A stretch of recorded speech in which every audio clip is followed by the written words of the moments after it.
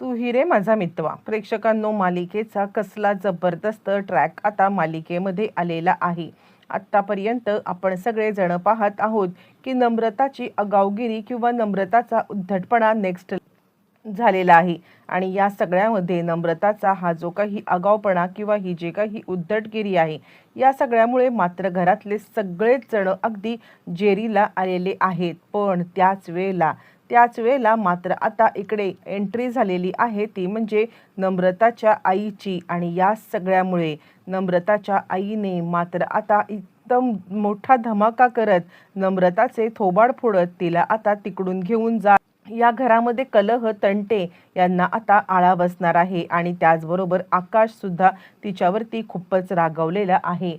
या सगळ्यामध्ये मात्र आता नम्रताची आई, आकाश आणि ईश्वरी या सगळ्यांनी मिळून तिला धडा शिकवण्यासाठी जे काही जबरदस्त कारस्थान केले किंवा जे काही जबरदस्त मात्र आता ट्रिक केलेली आहे, नक्की काय घडलंय, कसं घडलंय, सविस्तरपणे पाहू. इकडे ईश्वरीला खूपच वाईट वाटलेलं आहे की आपल्यामुळे मात्र आता इकडे अर्णवला खूप काही ऐकायला लागले आणि ती आता माफी मागायला लागते. आणि ती सांगायला लागते, अर्णव सर, खरंच मला माफ करा. माझ्यामुळे किंवा माझ्या ताईमुळे तुमच्यावरती हे जे काही वेळ आलेली आहे ना, त्यामुळे मला स्वतःला खूपच वाईट वाटत आहे. आणि असं म्हटल्यावरती अर्णव म्हणतो, हे बघ, तिचा काहीतरी गैरसमज झालाय. आपण आता सगळ्यांनी मिळून याचा आता सोक्षमोक्ष काय तो लावला पाहिजे.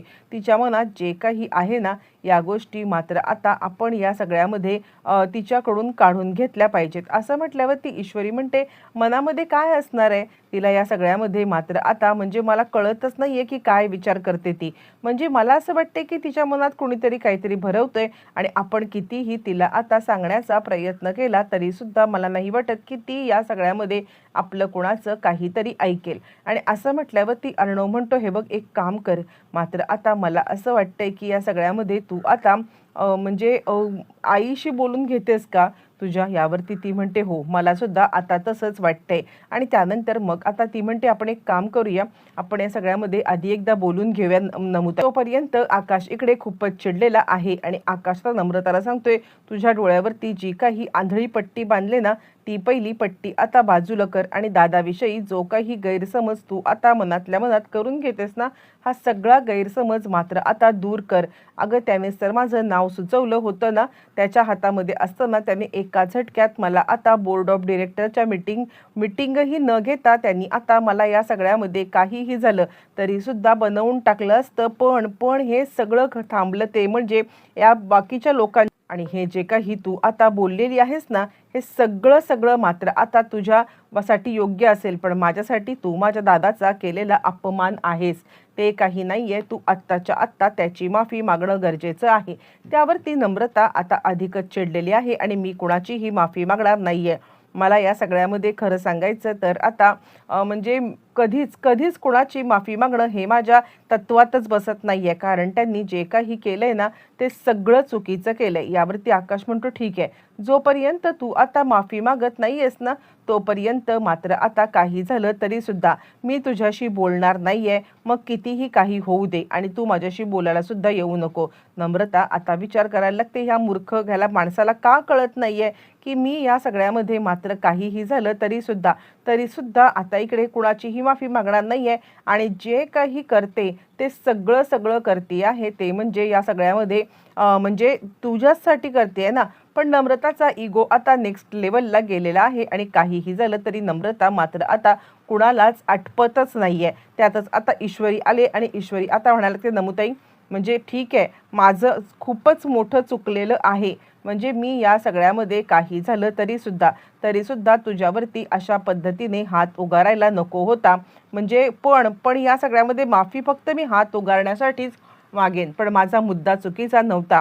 कारण अर्णव सर हे आता तुझे मोठे दीर आहेत किंवा तुझ्या बहिणीचे मिस्टर आहेत. इतका तरी तू आता विचार करून त्यांच्यासोबत वागायला हवं होतंस, बोलायला हवं होतंस. पण तू तसं काही न करता त्यांच्यावरती नको ते आता आरोप केलेस आणि ते आरोप मी सहन करू शकणार नाहीये. पण मी तुला थोबाडीत दिली, यासाठी मात्र आता मी तुझी हात धरून पाया पडून माफी मागायला तयार आहे, कारण तू माझी मोठी बहीण आहेस. मी पण कुठेतरी नातं आता विसरले आणि जे काही वागले ते सगळं चुकीचं होतं, असं म्हणत मात्र आता इकडे ती हात जोडून माफी मागायला लागलेली आहे.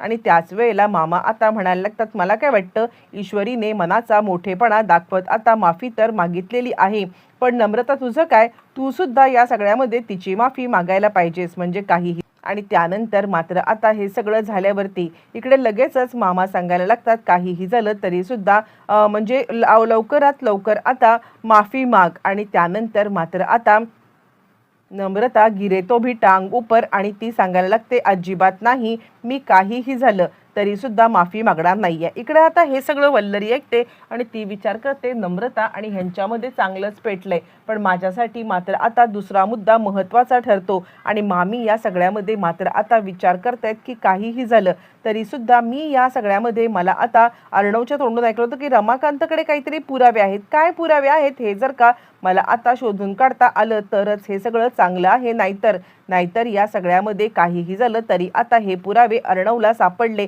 तर माझ्यासाठी खूपच कठीण गोष्ट होणार आहे. पण हे पुरावे कुठे असतील, काय असतील, मला आता शोधून काढले पाहिजेत. आणि त्यासाठी आता रमाकांत जरी गेला असला तरी आता जे काही पुरावे आहेत ते पुरावे मात्र आता शोधण्यासाठी इकडे वल्लरीची धडपड चालू आहे. इकडे आता मामा ईश्वरीला सांगतात, ईश्वरी मला काय वाटतं माहितीये का, नम्रताचं काहीतरी बिनसलंय, म्हणजे लग्नाआधीपासून सुद्धा तुमच्या दोघींचं पटत नव्हतं का.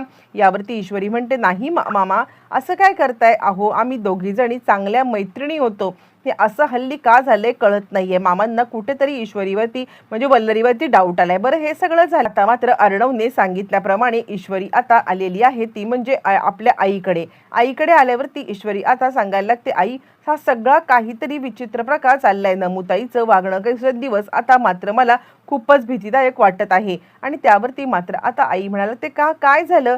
यावरती बाबा आता म्हणजे म्हणाला, काय ग इशू, कशाबद्दल बोलतेस तू. यावरती ईश्वरी घडलेला सगळा प्रकार आत्तापर्यंतचा म्हणजे तिचं लग्न झाल्यापासूनचा आतापासूनचा इथपर्यंत सगळा प्रवास सांगायला लागते. आणि त्यावरती आई म्हणते, का ग नमूचं मी खरं सांगू का, तर पहिल्यापासून तू लहान असून जितकी समजूतदार आहेस ना, तितका समजूतदारपणा मी नमूकडे कधीच पाहिलेला नाहीये. आणि म्हणूनच या सगळ्यामध्ये मला आता तुझी कधी काळजी वाटली नाही.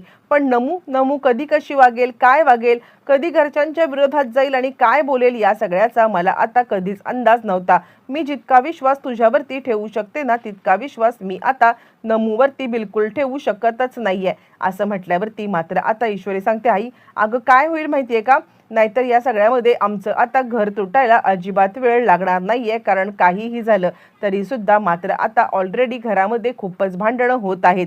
यावरती ती म्हणते, काळजी करू नकोस, मी आता काहीही झालं तरी तुझा संसार काही मोडू देणार नाहीये. मी आत्ताच्या आत्ता तिकडे येते आणि तिला 4 शब्द समजवते. आणि असं म्हटल्यावरती ती सांगते, खरंच आई तिला समजवण्याची खूपच गरज आहे, कारण काहीही झालं तरी सुद्धा ती आता समजून घेण्याच्या किंवा काहीही हे करण्याच्या मूडमध्येच नाहीये. असं म्हटल्यावरती मात्र आता लगेचच सांगायला लागते, ती म्हणजे आई तिची, ठीक आहे चल आपण घरी जाऊया. बरं तोपर्यंत मात्र आता इकडे आकाशने सगळ्यांच्या समोर नम्रताला आणलंय आणि नम्रताचा हात धरत त्यांनी आता सांगितलंय की माफी माग. त्यावरती नम्रता अधिकच चिडलेली आहे आणि चिडलेली नम्रता सांगते, ईश्वरी तुला हेच हवं होतं ना इशू, म्हणजे आता माझा नवरा माझ्याशी बोलत नाहीये आणि तुझ्यासाठी हेच आता उत्तम आहे ना. तुला बरं वाटत असेल की माझा नवरा माझ्याशी बोलत नाहीये आणि या सगळ्यासाठी तूच कारणीभूत आहेस. असं म्हटल्यावरती ईश्वरी सांगायला लागते, ताई असं काय करतेस तू, आकाश भाऊजी तुम्ही आता असं काही बोलू नका, कारण तुमच्यामुळे जर का आता म्हणजे नमुताईला त्रास होत असेल तर तुम्ही तुमचा हट्ट सोडून द्या. यावरती आकाश आता सांगायला लागतो, बिलकुल नाही. तितक्यात आलेली आहे ती म्हणजे तिकडे आता तिची आई आणि आई तिला सांगायला लागते, काय चाललंय नम्रता तुझं. आणि त्यावरती नम्रता म्हणते, काही नाही, तू पण घरी असताना तेच केलं होतंस, प्रत्येक वेळेला मला आणि ईश्वरीमध्ये भेदभाव करण्यामध्ये तू कधीच काही कमी केलेलं नाहीयेस, आज सुद्धा. आणि आता तुला मी या घरात ठेवणार नाहीये, काहीही झालं तरी सुद्धा या घरामध्ये मात्र आता तुला थारा नाहीये. चल आत्ताच्या आत्ता इथून बाहेर पडून चाल. आणि असं म्हटल्यावर ती आता इकडे आकाश सांगतो, आई खरंच हिने माझं जगणं हराम करून टाकलेलं आहे. काहीही झालं तरी सुद्धा आता मी हिला सहन करू शकत नाही. जोपर्यंत दादा आणि ईश्वरी वहिनीची ही माफी मागत नाहीये तोपर्यंत हिला घरात स्थान नाहीये. नम्रता तरी सुद्धा माफी मागायला तयार नाहीये आणि आता इकडे आई तिची तिला घेऊन निघून चाललेली आहे. ईश्वरी थांबवण्याचा प्रयत्न करते पण आता तिला कुणीच अडवत नाहीये. एका झटक्यात नम्रताची हक्कलपट्टी घराच्या बाहेर झालेली आहे आणि नम्रता या सगळ्यामध्ये आपल्या चुकीची शिक्षा आता भोगणार आहे. पण तरी सुद्धा मात्र आता या सगळ्यामध्ये ती माफी मागणार का? येणाऱ्या भागामध्ये या आणि अनेक प्रश्नांची उत्तर आपल्याला मिळणार आहे.